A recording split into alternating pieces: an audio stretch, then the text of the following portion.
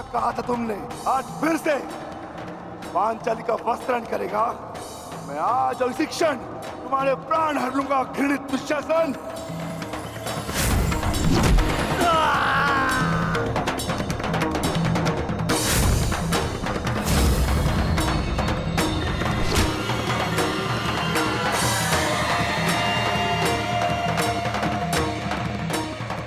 इसी भांति तुम पांचाली के केश पकड़कर युद्ध सभा में लाए थे ना?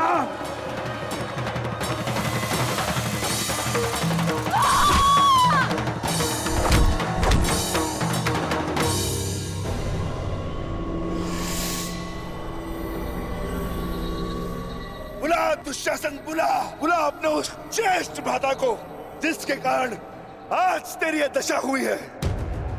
बुलाओ अपने 98 भाइयों को जो तेरे कारण और तेरे ज्येष्ठ के कारण धरती और नरक के मार्ग में फंसे हैं। बुला दुशासन, बुला। आज तो तू बुला। तुझको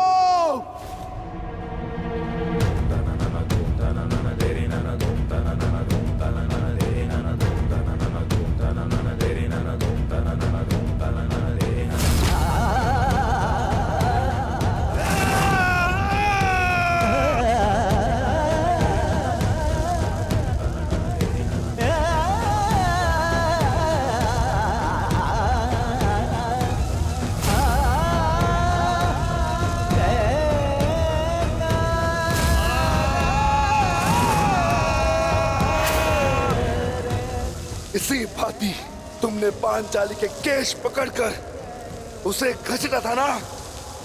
चल दुशासन।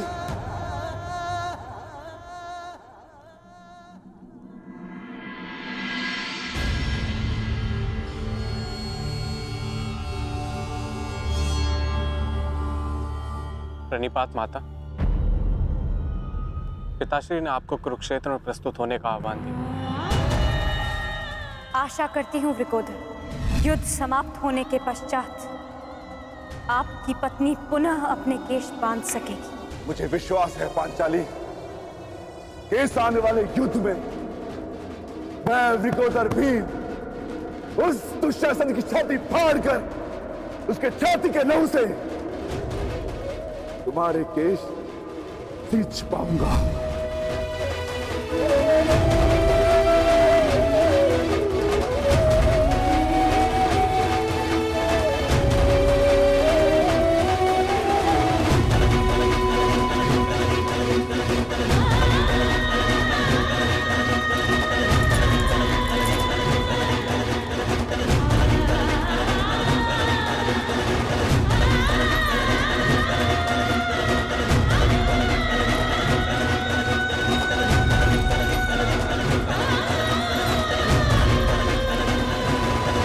दुर्योधन, आज तुम्हारा 99वां अनुज भी जीवित नहीं बचेगा। जिस प्रकार उस युद्ध सभा में हम कुछ ना करने के लिए विवश थे, आज उसी प्रकार तुम अपने अनुज की रक्षा ना करने के लिए विवश हो। विवशता क्या होती है, उसका भान आज होगा तुम्हें। तुम्हारा अंत करने से पूर्व तुम्हें तुम्हारे किए कुकर्मों का भान कराना आवश्यक है दुर्योधन। हम तो उस दिन विवश थे, किंतु मैं तुम्हें एक अवसर देता हूं। सूर्य अस्त होने में अभी 2 घड़ी शेष हैं और तुम्हारे अनुज के पास भी।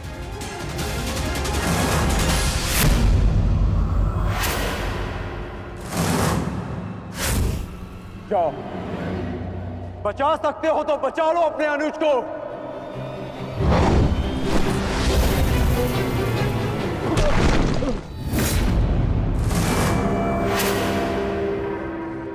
जाओ दुर्योधन, दौड़ाओ अपना रथ और बचा लो दुशासन के प्राण। कर चलो।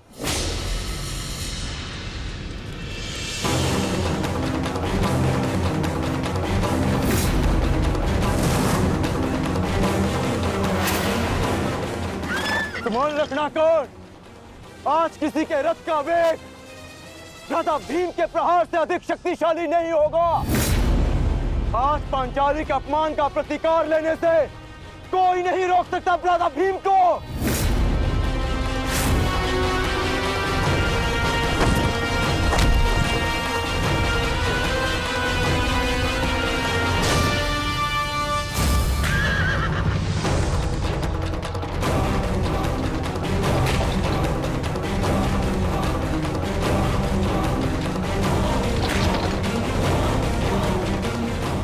शीघ्रता करो मित्र।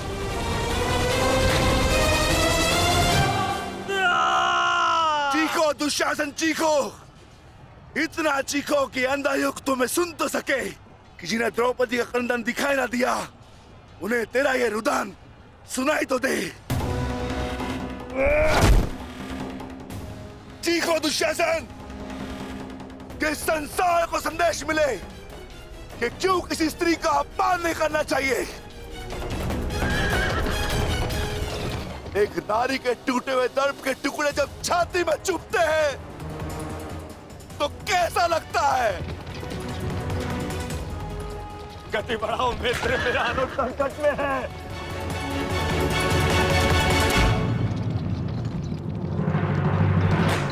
इस बाएं हाथ से तुमने द्रौपदी के केश पकड़े थे ना, स्मरण है ना नीच।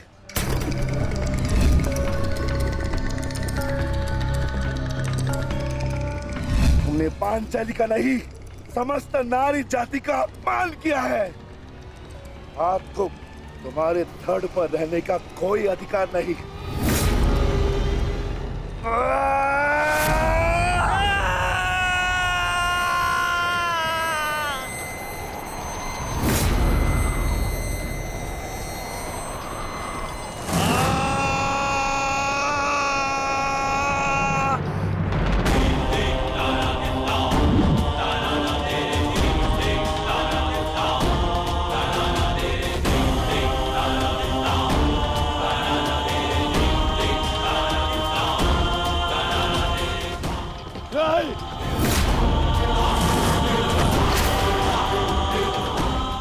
इसी दाएं हाथ से तुमने द्रौपदी का चीर पकड़कर खींचा था ना।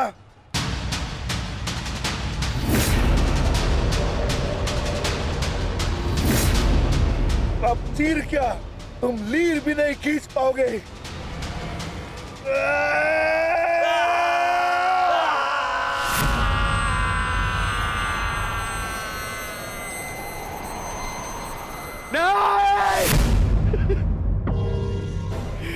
बस करो संजय, बस करो, मुझे कुछ और नहीं सुनना।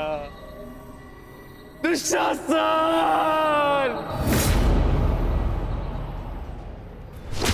इसी छाती को पीट पीट कर तुमने पुरुषार्थ का ढोल पीटा था ना, अपने पुरुष होने का दम भरा था ना। अब मैं पीटता हूं तुम्हारी छाती।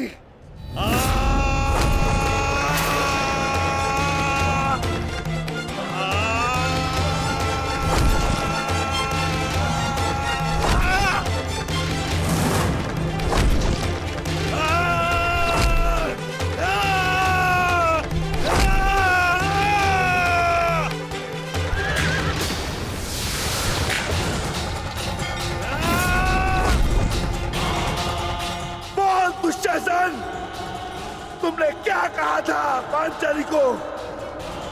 बोल, तुमने क्या कहा था पांचाली को? वैश्य! बोल दुशासन, फिर से बोल।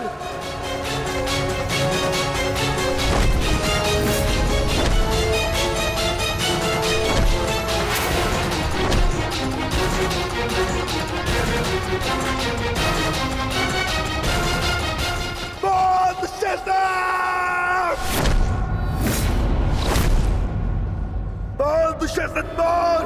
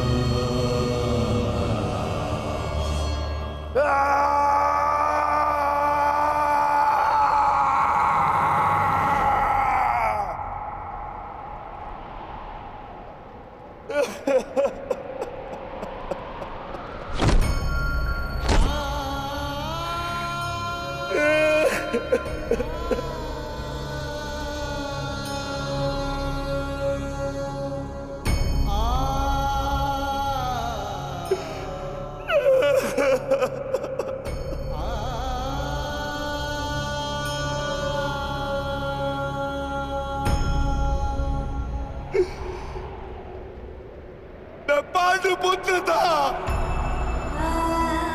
मैं देवपुत्र था। तुमने मुझे क्या बना दिया दुशासन?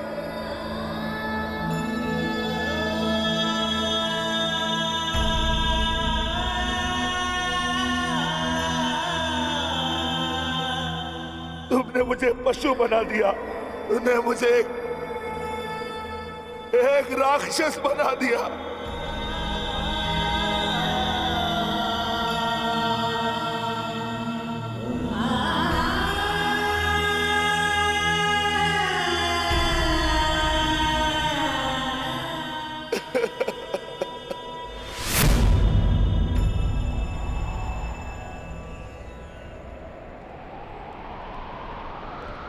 मैंने अपनी प्रतिज्ञा पूर्ण की पांचाली,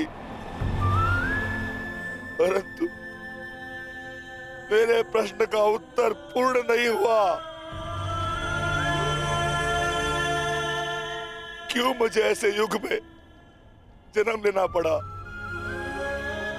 जहां मुझे अपने ही भाई के रक्त से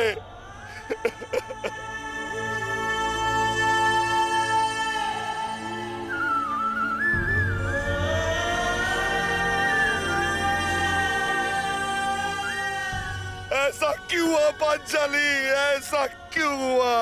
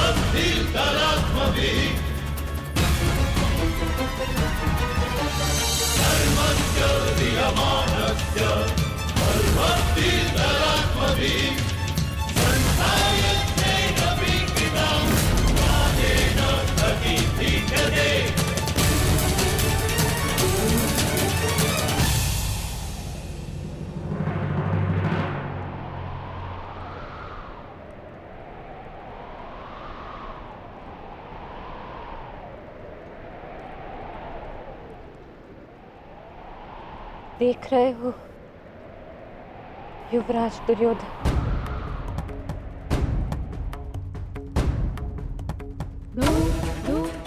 देख रहे हो अंगराज कर्ण,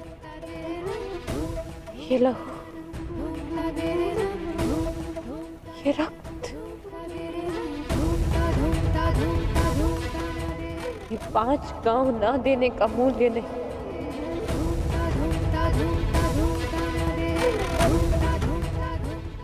ये पंचभूत से बनी सृष्टि के सबसे बड़े सृजन, स्त्री के अपमान, उसे यातना देने का मूल्य।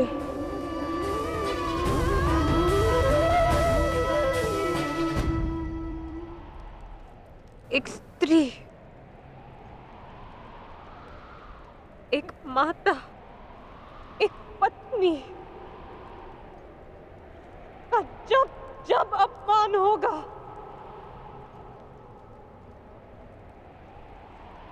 तब तब ऐसा दृश्य दोहराया जाएगा।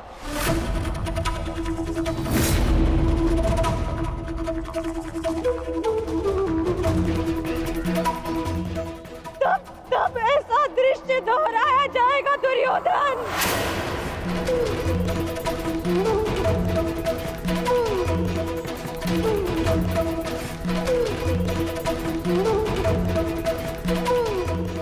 एक स्त्री को अश्रुओं से स्नान कराने का मूल्य रक्त स्नान से चुकाया जाएगा। आज मेरी पीड़ा कम नहीं हुई है, और बढ़ गई है।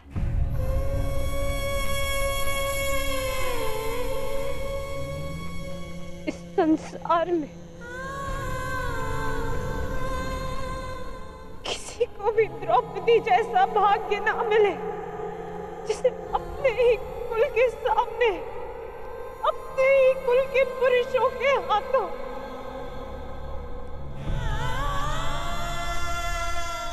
अपमान सहना पड़ा और अपने ही कुल के वंशजों के रक्त से स्नान करना पड़ा।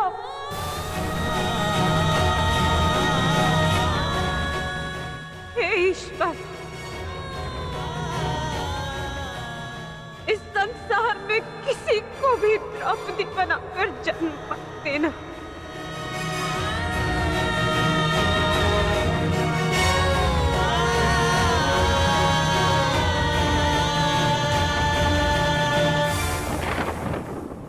आपके लिए अपने प्राण देकर प्रसन्नता होगी मुझे, क्योंकि मेरे माता पिता ने आज तक मेरा मुख नहीं देखा, और मेरे लिए आप ही मेरे पिता और आप ही मेरी माता हैं।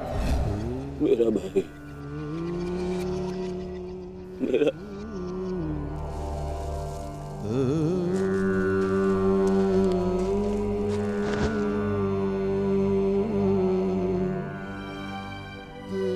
दुशासन,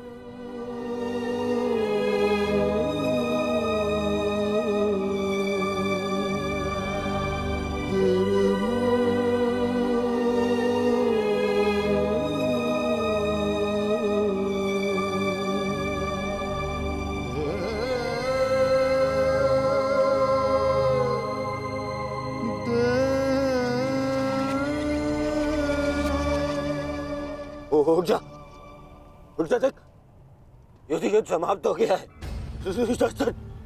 तेरी बुझाएं, तेरी बुझाओं के बल के सहारे ही तो मुझे संसार पर राज्य करना था।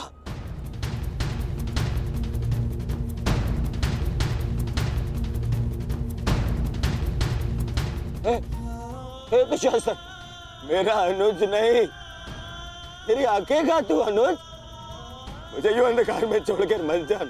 अनुज, उठ।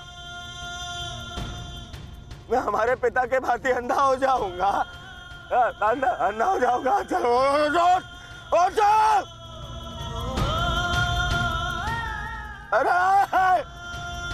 अरे इसकी बुझाएं क्या है?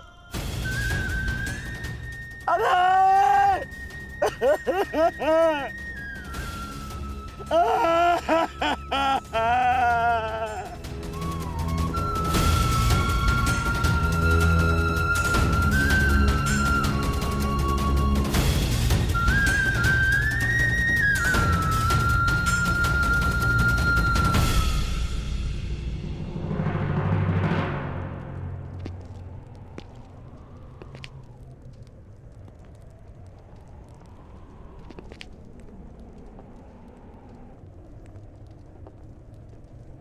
कदाचित तुमने अपने अनुज दुशासन की भुजाओं के बल से ये संसार जीतना चाहा होता दुर्योधन।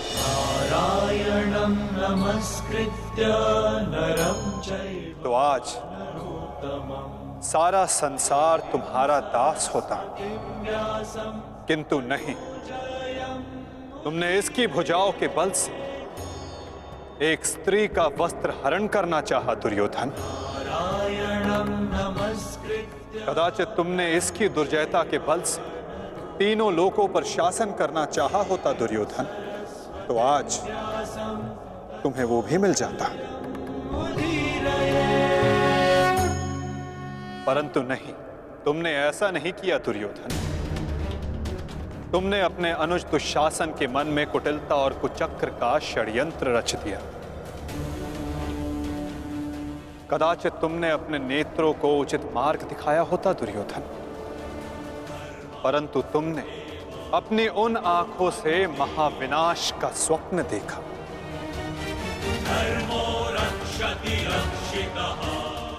स्मरण रहे दुर्योधन, नियति, धरती और प्रकृति, ये तीनों स्त्री हैं, और जब जब स्त्री का अपमान होगा, नियति पुरुष के विरुद्ध होगी।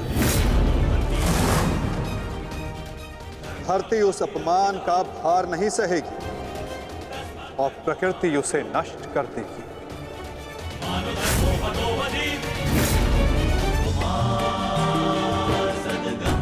क्या तुम्हारे अनुजों में, क्या तुम में पुरुषार्थ कम था जो द्यूत खेलने की आवश्यकता पड़ी?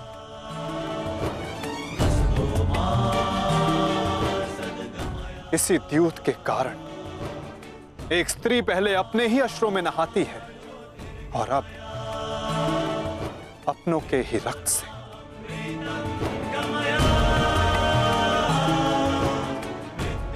क्यों किया तुमने ये लालच दुर्योधन? क्यों रचा ये कुचक्र? इसी द्यूत, इसी कुचक्र, इसी लालच के कारण रचता है ये युद्ध, ये महाविनाश, ये महाभारत।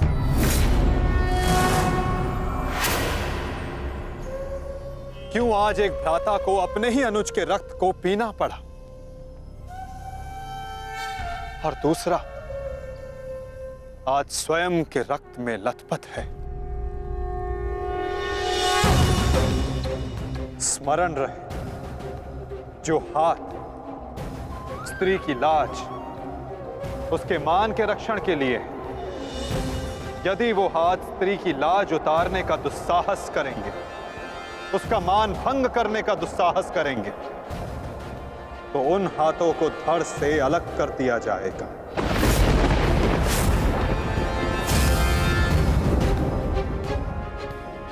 जो वस्त्र हरण करेंगे उनका प्राण हरण होगा। जब जब किसी की आंखें अनुचित होता देखना स्वीकार करेंगी, तब तब उन आंखों को बंद होना होगा।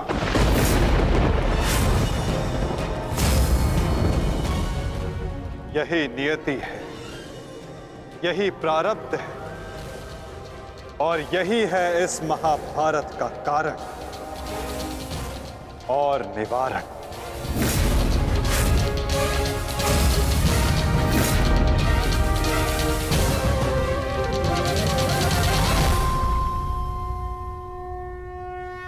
वस्त्र हरण करेंगे, उनका प्राण हरण होगा। जब जब किसी की आंखें अनुचित होता देखना स्वीकार करेंगी, तब तब उन आंखों को बंद होना होगा। यही नियति है, यही प्रारब्ध है और यही है इस महाभारत का कारण और निवारण।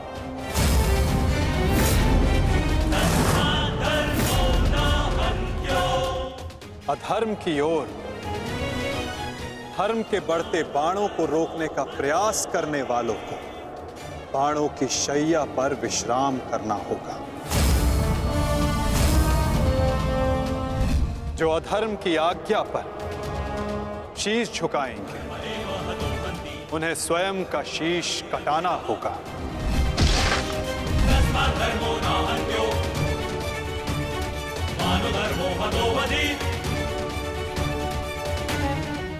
अधर्म को ना किसी का कवच बचा सकता है, ना ही किसी के बाण। ऐसा कोई रथ नहीं जिस पर अधर्म चढ़कर अपने लक्ष्य तक पहुंच सके। ग्रास लेगी ये धरा उस अधर्मी को भी और अनचाहे उसका साथ देने वाले के रथ को भी, जो एक झूठे वचन के लिए सत्य के चक्र के समक्ष आकर खड़ा होगा, उसे स्वयं सत्य के चक्र के साथ धंसना होगा।